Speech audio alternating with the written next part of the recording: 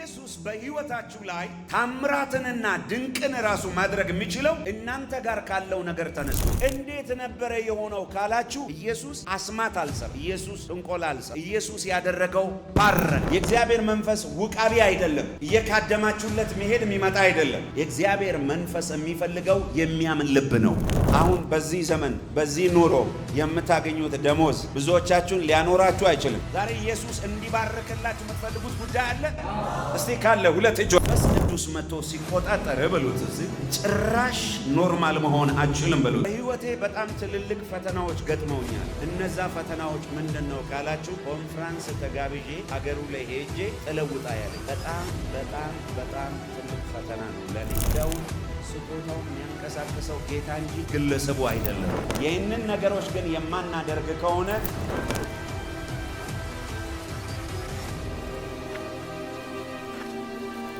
በናዝሬቱ በኢየሱስ ክርስቶስ ስም ሰማይ በአንጻራችሁ የተከፈተ ይሁን። የሰማይ ደጅ ይከፈትላችሁ። የእግዚአብሔር በረከት በእናንተና በቤታችሁ ላይ ይሁን። የእጆቻችሁ ሥራ የተባረኩ ይሁን። የምትነኩት ነገር የተባረከ ይሁን። ትዳራችሁ የተባረከ ይሁን። ቤታችሁ የተባረከ ይሁን።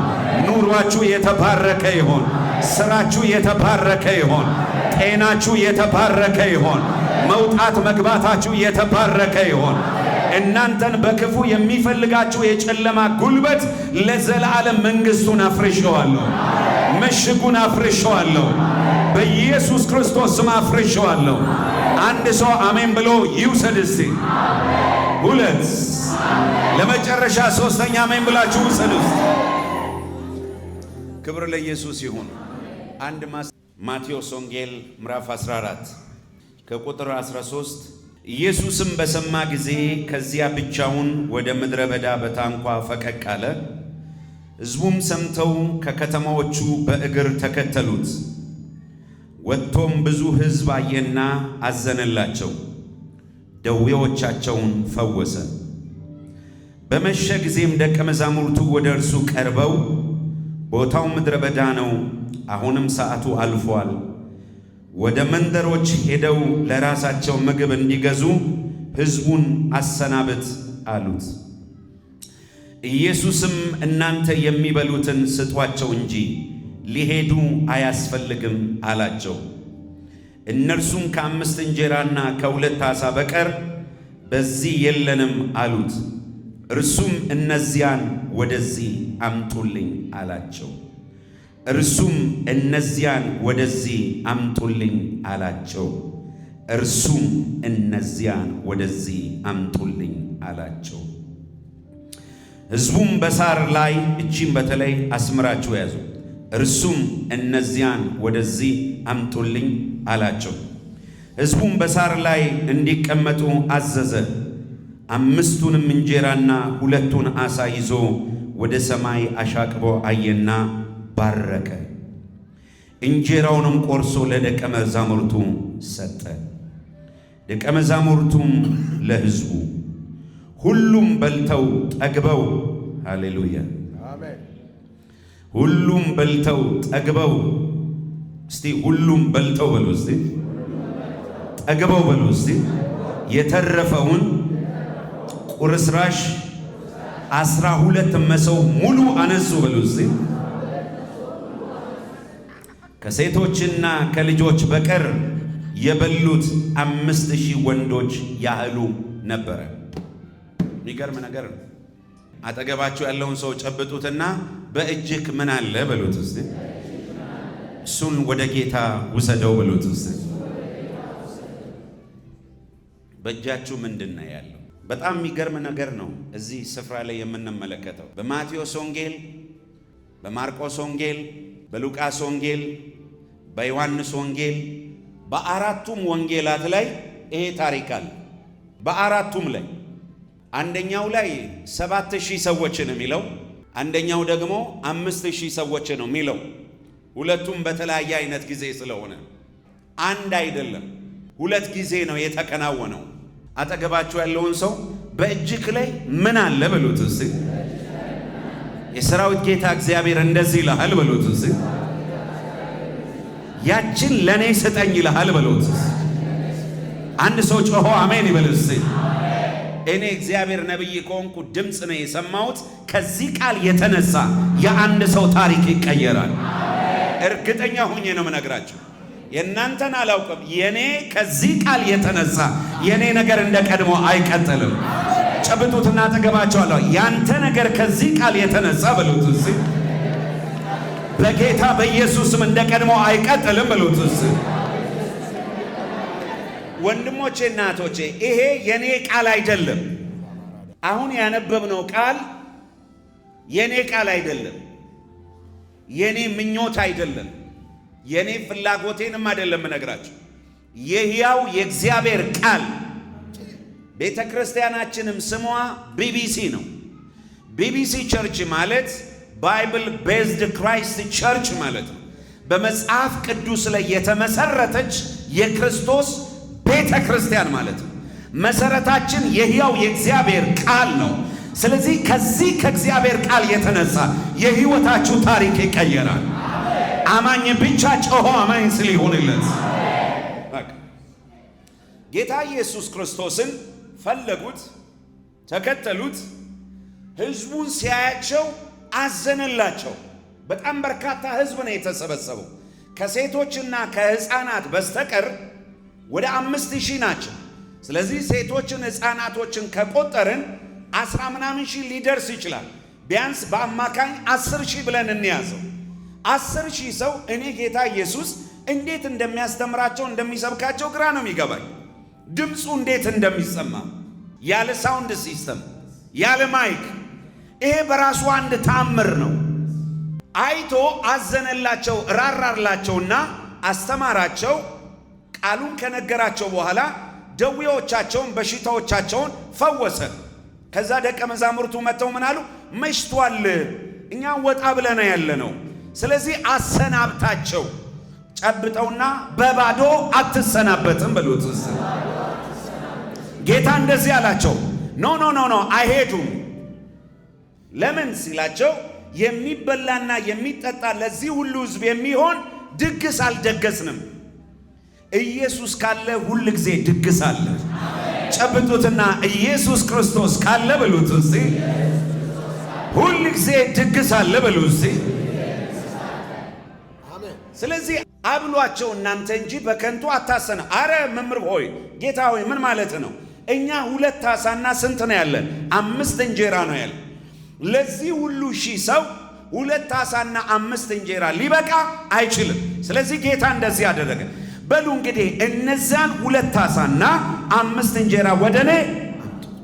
አጠገባችሁ ያለውን ሰው ጥቂት የምትለው ነገር በሉት እስቲ ወደ ኢየሱስ ይዘና በሉት እስቲ። ኢየሱስ በሕይወታችሁ ላይ ታምራትንና ድንቅን ራሱ ማድረግ የሚችለው እናንተ ጋር ካለው ነገር ተነስቶ ነው። አሁን ምንድነው እጃችሁ ላይ ያለው? ምኑን ጌታ ይባርክላችሁ? ምኑን እንዲባርክላችሁ ነው የምትፈልጉት? ምኑን? እኔም በጣም ነው የሚገርም። 2 ዓሣና 5 እንጀራ ወደ ሰማይ አንስቶ ባረከ ይልና ቆርሶም ሰጣቸው።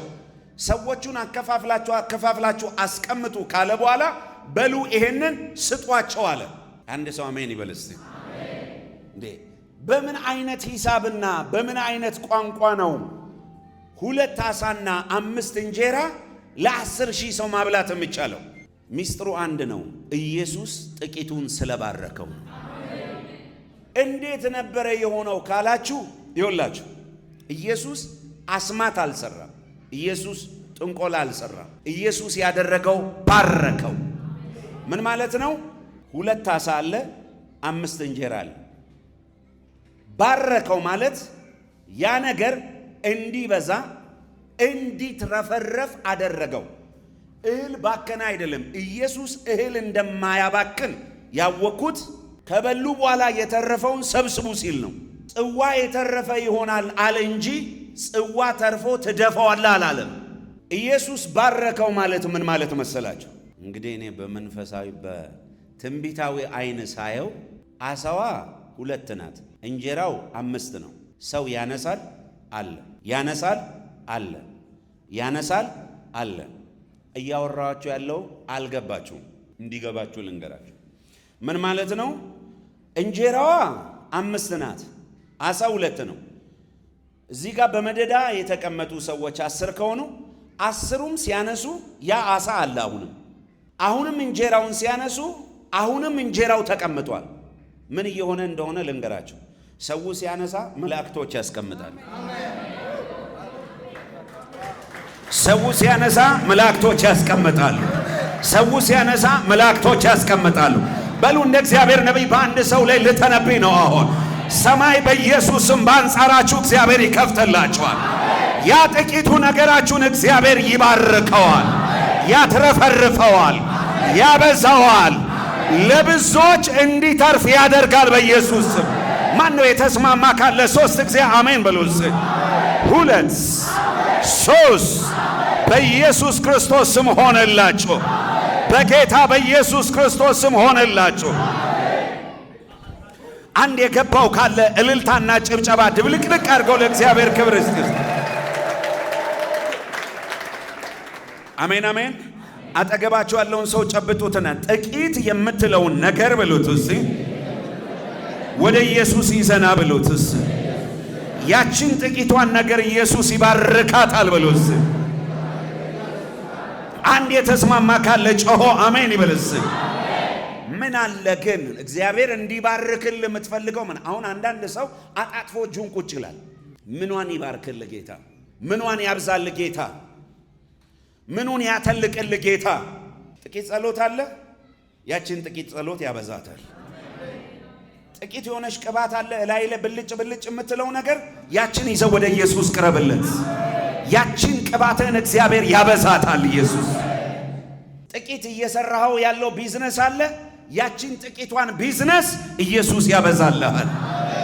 እየተማርክ ያለው ትምህርት አለ፣ ያችን ነገር ኢየሱስ ምን ያደርጋታል? ያበዛል፣ ይባርከዋል። ጨብጡትና ጥቂት የምትለው ነገር በሉት እስቲ፣ ኢየሱስ ይባርከዋል በሉት።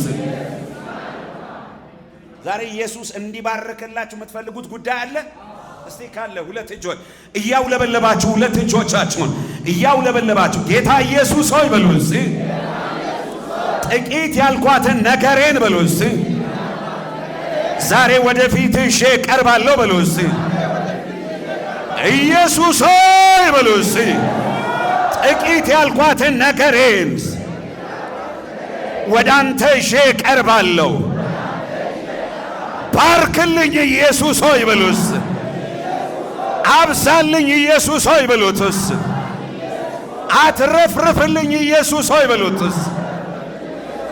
ያመነ ካለ 3 ጊዜ አሜን ይበልስ።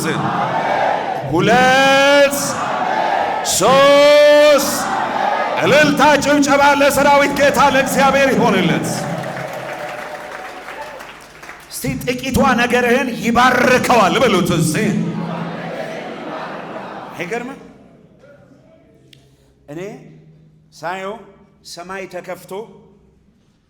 ተከፍቶ ማለት የዛን ቀን መላእክቶች ቢዚ የሆኑ ይመስለኛል። ሰው ያነሳል፣ ቁጭ ያደርጋል ገብርኤል። ሰው ያነሳል፣ ሚካኤል ቁጭ ያደርጋል። አንዳንዶቻችሁ ዛሬ ባረካቸዋለሁ። ይሄ የእንትን ባንክ 00 ያሉ ነገሮቻችሁ ላይ ማለት ነው። የናዝሬቱ ኢየሱስ እሱ ላይ ጣልቃ ይገባበታል በጌታ በኢየሱስ። እስቲ ከፍ አድርጉ ይዛችሁ ያቺ ጥቂቷን ነገር፣ ያቺ ጥቂት አትረባም አትጠቅመም ያላችሁትን ነገር፣ ይሄ ለምን ይሆናል ያላችሁትን ነገር እስቲ ወደ ኢየሱስ ይዛችሁ ከፍ አድርጎት። ያቺን ነገር እግዚአብሔር ይባርካታል፣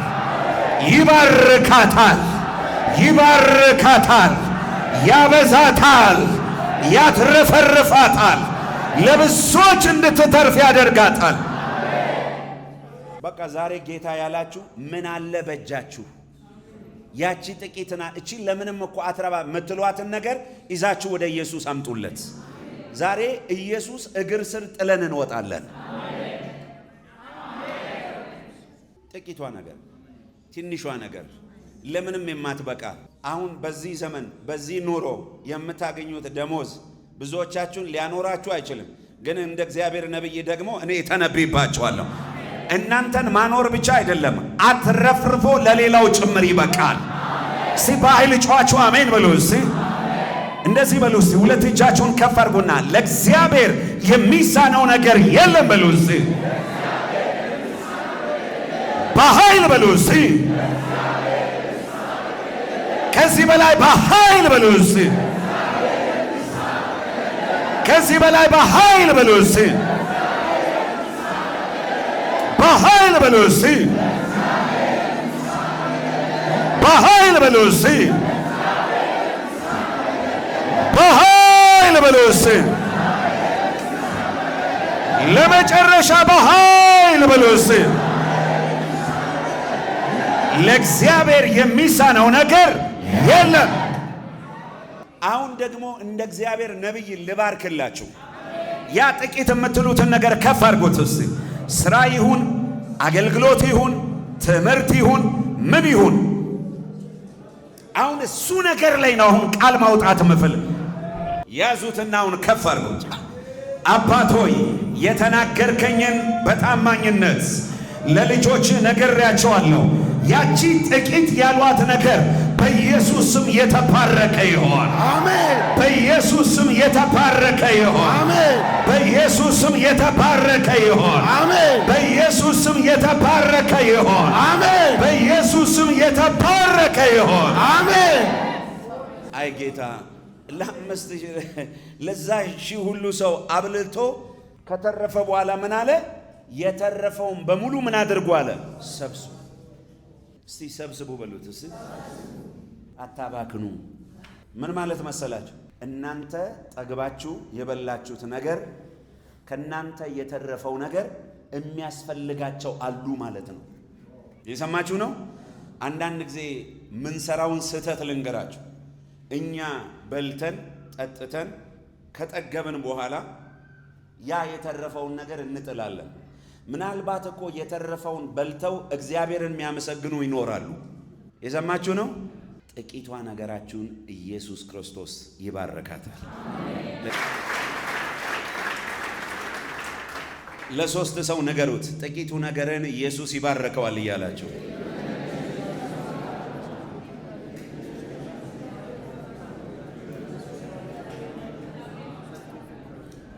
ክብር ለአምላካችን ለእግዚአብሔር ይሁን።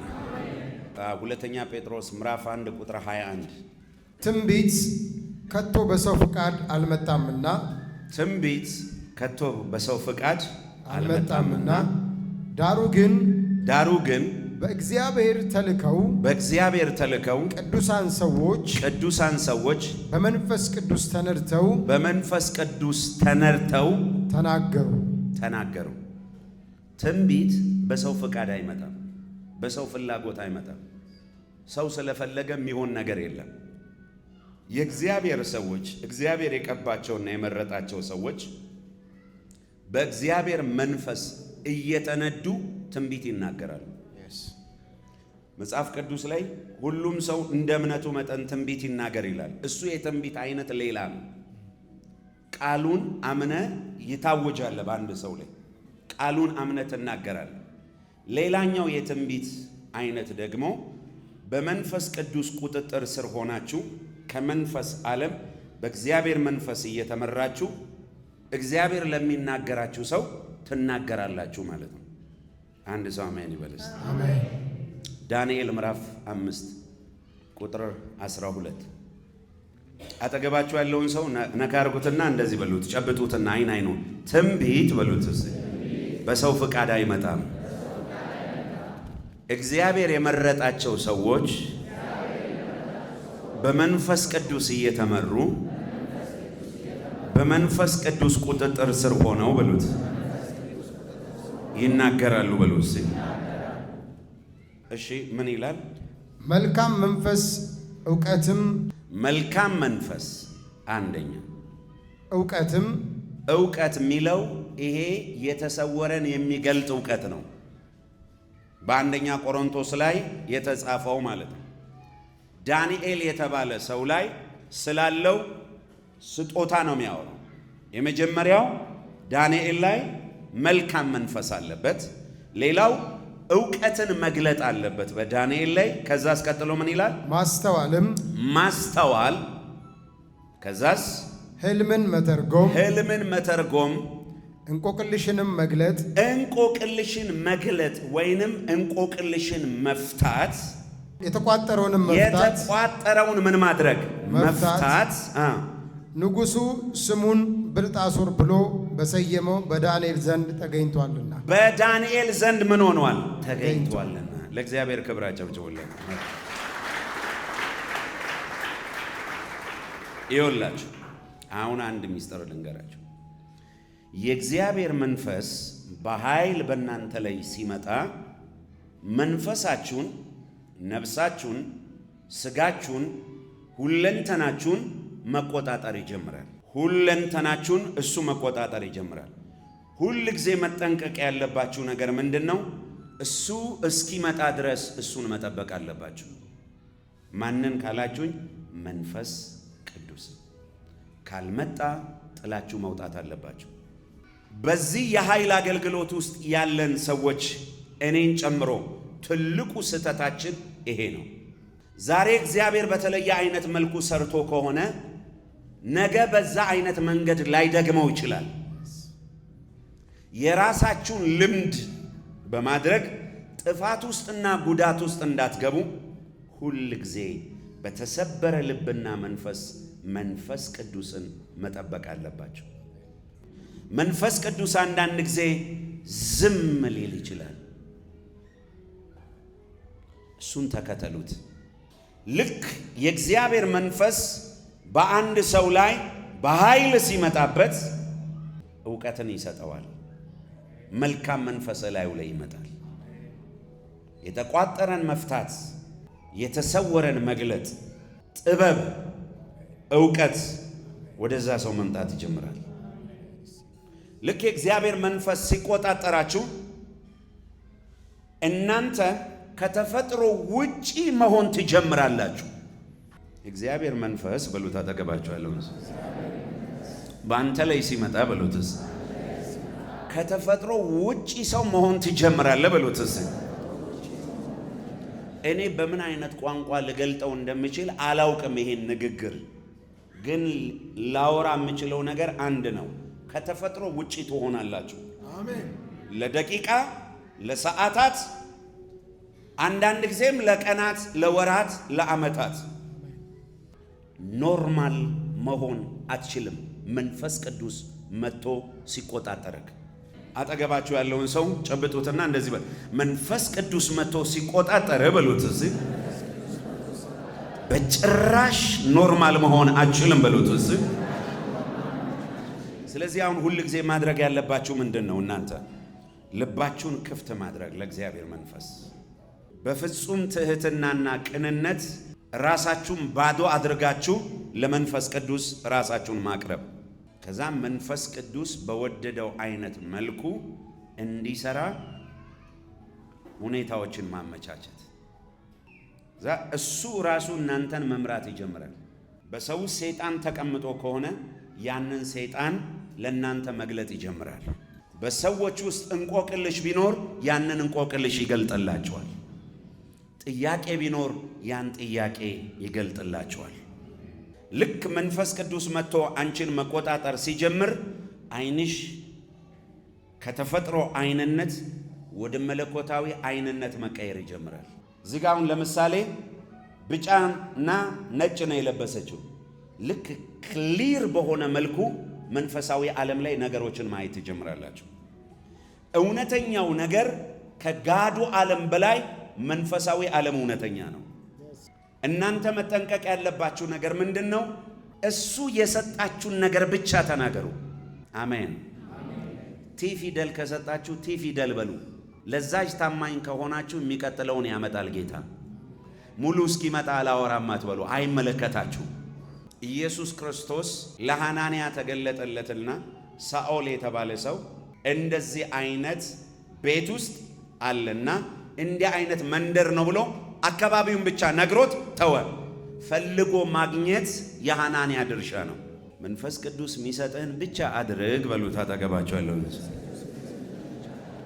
በህይወቴ በጣም ትልልቅ ፈተናዎች ገጥመውኛል። እነዛ ፈተናዎች ምንድነው ካላችሁ ኮንፈረንስ ተጋብዤ ሀገሩ ላይ ሄጄ ጥለውጣ ያለኝ በጣም ትልቅ ፈተና ነው ለኔ። ብዙ ከተማ እንደዛ አድርጌያለሁ። እስከ ዛሬ ድረስ እኔን እንደ ጠላት የሚያዩኝ ሀገሮች አሉ። ጋብዘነው ጥሎ ሄደ ብለው እንኳንም ጥዬ ሄድኩ። እነሱን ጥዬ ባልሄድ ይሄ ዛሬ እኔ ላይ ያለው ጸጋ ከኔ ጋር አብሮ አይቀጥልም ነበር። ምክንያቱም እነሱ የሚያስቡት እግዚአብሔር አዘዘውን አይደለም። ኮንፈረንስ ህዝብ ጋብዘን ህዝብ ጠርተን እንዴት ህዝብ በትኖ ጥሎ ይሄዳል? እውነታቸውን ነው እኮ። እነሱ ጋር ብቻ አይደለም፣ እኛ ጉባኤ ስንት ጊዜ ጥዬ ወጥቻለሁ። ሌላ ብዙ አትረኝ። የዛሬ ሳምንት ልወጣ ጫፍ ላይ ደርሼ ጌታ መጣ። ከዛ ተመለስኩኝ። ገና ጉባኤው ስገባ ጉባኤው ሞልቷል። ህዝብ በህዝብ ተጨናንቋል። ስፒሪቹዋል መንፈሳዊው ዓለም ጸጥ ብሎ ነበረ ማለት። ወደዛ አልኩ፣ ወደዚህ አልኩ፣ ወደዛ አልኩ፣ ወደዚህ አልኩ፣ ተዘመረ። ጥዬ ልወጣ እዛች ጋር ስደርስ የጌታ ደመና ሲገባ አየሁን። እንደ ቀስት ነው ተወርውሮ ቤቱን አንዴ ሞላው። ከዛ ጌታ መጣ አልኩና አገልግሎቴን ጀመርኩ ማለት ነው። ምን እያልክ ነው እግዚአብሔር ሰው? በአዲስ ኪዳን የሚመጣ መሄድ አምላክ አለ። እኔ አለ ጸጋውን ስጦታውን የሚያንቀሳቅሰው ጌታ እንጂ ግለሰቡ አይደለም። አለ ስንት ያማረ ህንፃ ሁሉ ነገር የተሟላበት ነገር ግን እግዚአብሔር የሌለበት ብዙ ጉባኤ አለ። እውነት ውሸት? እኛ ጉባኤ ብዙ ጊዜ ነው ጥለውጣ ይለኛል። ጥለውጣ ሲለኝሽ አንዳንድ ጊዜ ለሰዎች እጅ እየጫንኩኝ እንዳልጭን የሚናገረኝ ጊዜ አለ። መንፈሳዊ ነገር ብሎት አጠገባቸው ያለውን ሰው በመንፈስ ቅዱስ ኃይል ነው የሚንቀሳቀሰው ብሎት። እስቲ አንድ ሰው አሜን ይበል እስቲ። ለዚህ መጠንቀቅ ከቻልን የእግዚአብሔር ጸጋ ለረጅም ዘመን አብሮ ከኛ ጋር መቀጠል ይችላል። ይህንን ነገሮች ግን የማናደርግ ከሆነ ለዚህ ነው ኢትዮጵያ ውስጥ ካያችሁ የሆነ እግዚአብሔር ነገር ይገለጣል። ያ ነገር ለተወሰነ ጊዜ ይሄዳል። ከዛስ ያ ነገር ይቋረጣል። የእግዚአብሔርም ሕዝብ ባይዘዌ ችግር አለ። ትልቁ ችግራችሁ ምን እንደሆነ ልንገራችሁ። የእግዚአብሔር መንፈስ ውቃቢ አይደለም። እየካደማችሁለት መሄድ የሚመጣ አይደለም። የእግዚአብሔር መንፈስ የሚፈልገው የሚያምን ልብ ነው። አሁን አንዳንዱ በእንትን ይመስለዋል። ይሄ በቃ አስገድዶ ምናምን እንደዛ የሚመጣ ነገር የለም። ያ ጥሩ እኮ ነው ማስገደድ። አንዳንድ ጊዜ በነገራችን ላይ አልፈ ጣራ ቀደ ልትገባ ትችላለህ። እምነት ነው። እስቲ አንድ ሰው አሜን ይበል እስቲ።